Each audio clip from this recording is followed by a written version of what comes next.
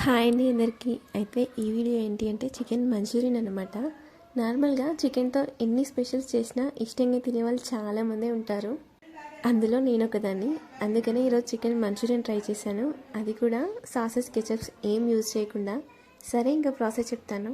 First అయితే చికెన్ని మంచిగా వాష్ చేసుకుని అందులోనే టేస్ట్కి సరిపడా ఉప్పు, కారం, పసుపు, ధనియాల పౌడరు, ఇంకా 2 tablespoons corn flour, 1 tablespoon మైదా, ఇంకా అందులోనే ఒక ఎగ్ కూడా వేసేసి మంచిగా మొత్తం కలిసేలా మిక్స్ చేసుకొని ఒక 30 మినిట్స్ వరకు మ్యాగ్నేట్ చేసుకోవాలి. ఆ తర్వాత మనం మ్యాగ్నేట్ చేసిన పీసెస్ని డీప్ ఫ్రై చేసేసుకొని పక్కన పెట్టేసుకోవాలన్నమాట.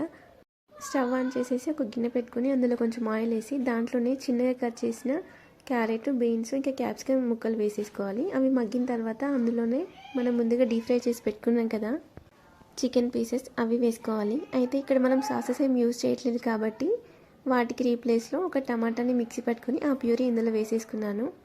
అలా వేసిన తర్వాత ఒక 2 మినిట్స్ వరకు అలా ఉడకనివ్వాలి. ఉడికిన తర్వాత దాంట్లో ఫైనల్గా కొంచెం కొత్తిమీర వేసేసి దించేసుకోవడమే.